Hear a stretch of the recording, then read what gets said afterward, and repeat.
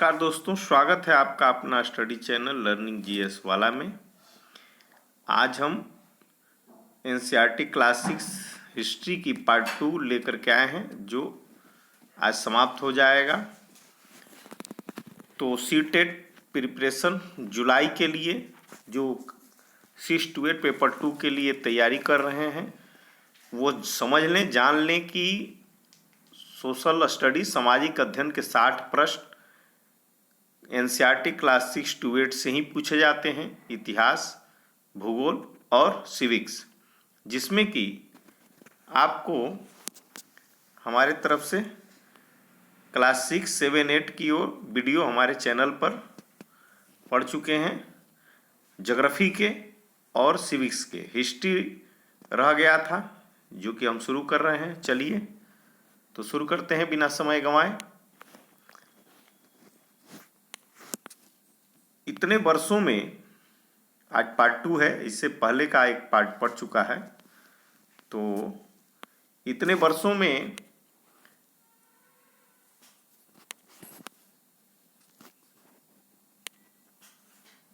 इनमें से कई पांडुलिपियों को कीड़ों ने खा लिया तथा कुछ नष्ट कर दी गई।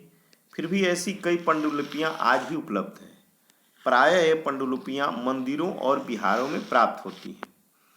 इन पुस्तकों में धार्मिक मान्यताओं और व्यवहारों, राजाओं के जीवन, औषधियों तथा विज्ञान आदि सभी प्रकार के विषयों की चर्चा मिलती है। इसके अतिरिक्त हमारे यहाँ महाकाव्य, कविताएं तथा नाटक भी है। इनमें से कई संस्कृत में लिखे हुए मिलते हैं, जबकि अन्य प्राकृत और तमिल में।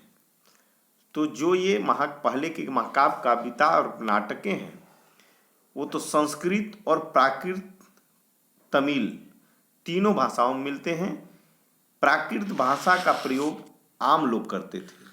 तो प्रश्न यहाँ से बनता है कि आम लोगों की भाषा क्या थी? तो प्राकृत थी। ये ध्यान रखिएगा, आम लोगों की भाषा प्राकृत थी। हम अभिलेखों को भी अध्ययन कर सकते हैं। हम अभिलेखों का भी अध्ययन कर सकते हैं। ऐसे लेख पत्थर अथवा धातु जैसी अपेक्षाकृत कठोर सतहों पर उत्कीर्ण किए गए मिलते हैं। कभी कभी शासक अथवा अन्य लोग अपने आदेशों को इस तरह उत्कीर्ण करवाते थे ताकि लोग उन्हें देख सकें, पढ़ सकें तथा उनका पालन कर सकें। कुछ अन्य प्रकार के अभिलेख भी मिलते हैं जिनमें राजाओं तथा रानियों सहित अन्य स्त्री पुरुषों ने भी अपने कार्यों के विवरण उत्कीर्ण करवाए।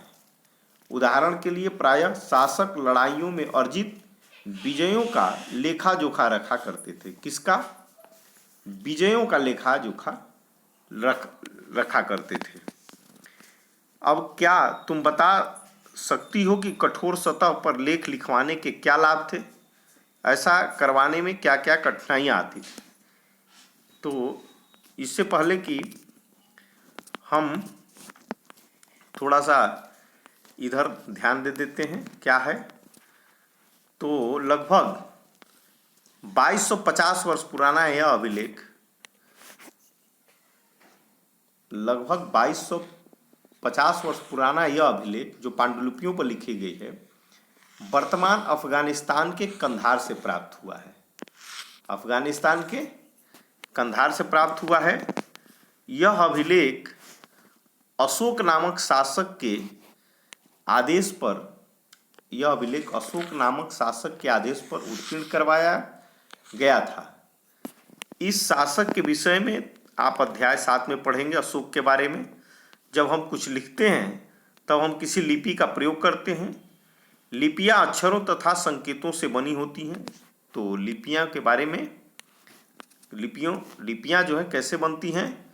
तो अक्षर तथा संकेतों से बनी होती है। अक्षर और संकेत दोनों से। ध्यान रखिएगा, ये पूछ देता है कि लिपियां कैसे बनती हैं, तो अक्षरों से, दूसरा दे देगा संकेतों से। अक्षर संकेत दोनों से, इनमें से कोई नहीं। तो अक्षरों तथा संकेतों से, दोनों से बनी होती है। जब हम कुछ बोलते अथवा पढ़ते हैं तब हम एक भाषा का प्रयोग करते हैं। यह अभिलेख इस क्षेत्र में प्रयुक्त होने वाली यूनानी तथा अरामेइक नामक 2 भिन्न लिपियों तथा भाषाओं में है। तो जो अभिलेख मिले कि इसमें यूनानी तथा आरामाइक। अब चलिए यहाँ चलते हैं। ये कह रहा है कि क्या तुम बता सकती हो कि कठोर सतह पर लेख लिखवाने के क्या लाभ थे, ऐसे करवाने में क्या कठिनाइयाँ होती थी। तो चलते हैं। इसके अतिरिक्त अन्य कई वस्तुएं अतीत में बनी और प्रयोग में लाई जाती थी। ऐसी वस्तुओं का अध्ययन करने वाला व्यक्ति पुरातत्वविद कहलाता है। कौन पुरातत्वविद कहलाता है? जो अतीत में बनी और प्रयोग में लाई जाने वाली वस्तुओं को अध्ययन करता है। पुरातत्वविद पत्थर और ईंट से बनी इमारतों के अवशेषों, चित्रों तथा मूर्तियों देखिए ये आपको दिखाया गया है। ये एक प्राचीन नगर से प्राप्त पात्र है। इस तरह के पात्रों का प्रयोग 4700 वर्ष पूर्व होता था। दाएं एक पुराना चांदी का सिक्का भी है। ये देखिए, ये चांदी का सिक्का भी है। इस तरह के सिक्कों का प्रयोग लगभग 2500 वर्ष पूर्व होता था। ये बर्तन जो है, ये पात्र जो है, इसका प्रयोग 4700 वर्ष पूर्व, और ये सिक्के हैं, इनका प्रयोग 25 वर्ष पूर्व। तो ये किस तरह के सिक्के हैं? तो चांदी के, ध्यान रखिएगा, चांदी के सिक्के हैं। हमारे द्वारा आज प्रयोग में आने वाले सिक्कों से यह सिक्का बहुत भिन्न है, देख रहे हैं। तो ये अध्ययन करते हैं वे औजारों, हथियारों, बर्तन, आभूषण तथा सिक्कों की प्राप्ति के लिए छानबीन तथा खुदाई भी करते हैं। इनमें से कुछ वस्तुएं पत्थर, पक्की मिट्टी तथा कुछ धातु की बनी हो सकती हैं। तो किस तरह के? पत्थर के भी, पक्की मिट्टी और कुछ धातु के। ऐसे तत्व कठोर तथा जल्दी नष्ट न होने वाले होते हैं। पुरातत्वविद जानवरों, चिड़ियों तथा मछलियों की हड्डियां ढूंढते हैं। पुरातत्वविद किसकी हड्डियां ढूंढते हैं? तो जानवर, चिड़िया और मछली। इससे उन्हें जानने में मदद मिलती है कि अतीत में लोग क्या खाते थे। वनस्पतियों के अवशेष बहुत मुश्किल से बच पाते हैं। यदि अन्न के दाने तथा लकड़ी के टुकड़े जल जाते हैं तो वे जले हुए रूप में बचे रहते हैं। क्या पुरातत्वविदों को बहुधा कपड़ों के अवशेष मिलते होंगे? तो पांडुलिपियों, अभिलेखों तथा पुरातत्व से ज्ञात जानकारियों के लिए इतिहासकार प्रायः स्रोत शब्द का प्रयोग करते हैं। इतिहासकार उन्हें कहते हैं जो अतीत का अध्ययन करते हैं। स्रोत के प्राप्त होते ही अतीत के बारे में पढ़ना बहुत रोचक हो जाता है, क्योंकि इन स्रोतों की सहायता से हम धीरे धीरे अतीत का पुनर्निर्माण करते जाते हैं। अतः इतिहासकार तथा पुरातत्वविद उस जासूसों की तरह हैं जो कभी स्रोतों का प्रयोग सुराग के रूप में अतीत को जानने का प्रयास करते हैं। चलिए आगे चलते हैं। अतीत एक या अनेक। अब है अतीत एक या अनेक। क्या तुमने इस पुस्तक के शीर्षक हमारे अतीत पर ध्यान दिया? यहाँ अतीत शब्द का प्रयोग बहुवचन के रूप में किया गया है। ध्यान रखिएगा, अतीत जो शब्द है वह किसमें है? तो बहुवचन के रूप में। ऐसा इस तथ्य की ओर ध्यान दिलाने के लिए किया गया है। अलग अलग समूहों के लोगों के लिए इस अतीत के अलग अलग मायने थे। उदाहरण के लिए पशुपालकों अथवा कृषकों का जीवन राजाओं तथा रानियों के जीवन से तथा व्यापारियों की जीवन शिल्पकारों के जीवन से बहुत भिन्न था। जैसा कि हम आज भी देखते हैं, उस समय देश के अलग अलग हिस्सों में लोग अलग अलग व्यवहारों और रीति रिवाजों का पालन करते थे। उदाहरण के लिए आज अंडमान द्वीप के अधिकांश लोग अपना भोजन मछलियां पकड़कर, शिकार करके तथा फल फूल के संग्रह द्वारा प्राप्त करते हैं। इसके विपरीत शहरों में रहने वाले लोग खाद्य आपूर्ति के लिए अन्य व्यक्तियों पर निर्भर करते हैं। इस तरह के भेद अतीत में भी विद्यमान थे। इसके अतिरिक्त एक अन्य तरह का भेद है। उस समय शासक अपनी विजयों का लेखा जोखा रखते थे।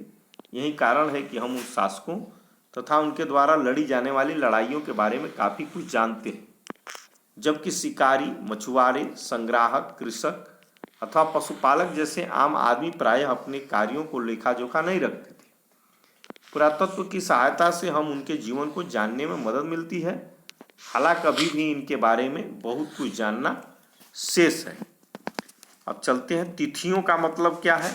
तिथियों का मतलब, अगर कोई तुमसे तिथि के विषय में पूछे तो तुम शायद उस दिन की तारीख, माह, वर्ष, जैसे कि 2000 या इसी तरह का कोई और वर्ष बताओगे।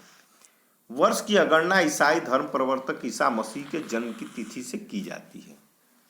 तो वर्ष की गणना कहाँ से होती है? तो ईसाई धर्म के प्रवर्तक ईसा मसीह के जन्म की तिथि से, ईसा मसीह की जन्म की तिथि से।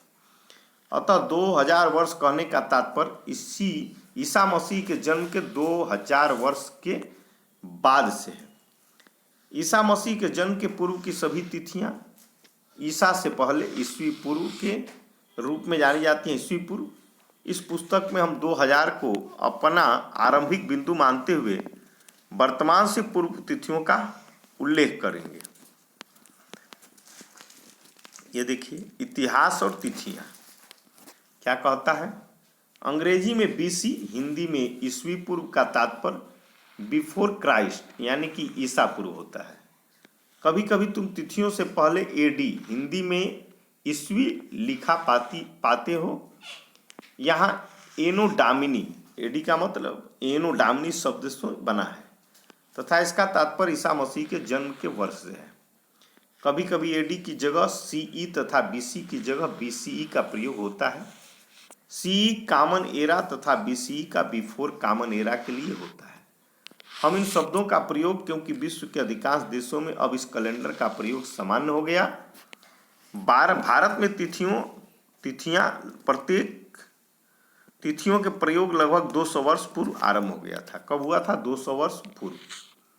कभी कभी अंग्रेजी के बीपी अक्षरों का प्रयोग होता है जिसका तात्पर्य बिफोर प्रेजेंट। वर्तमान पृष्ठ 3 पर 2 तिथियां हैं, उनका पता लगाओ, यह है दिया हुआ। इस प्रकार से आज का हमारा सेशन समाप्त होता है। तो एक इम्पोर्टेंट सेशन, चैनल को सब्सक्राइब कर लें दोस्तों, ताकि आपका नोटिफिकेशन जब हमारा वीडियो पड़े तुरंत मिल जाए और आप एक बेहतरीन तैयारी कर सकें। तो धन्यवाद दोस्तों, थैंक यू। आप ये देखिए, सुमेलित करना है, मिला सकते हैं। किताब के अच्छे से अध्ययन किए होंगे। तो जैसे नर्मदा घाटी, तो नर्मदा घाटी क्या था? आखिर तथा संग्रहण थे। मगध पहला बड़ा राज्य था।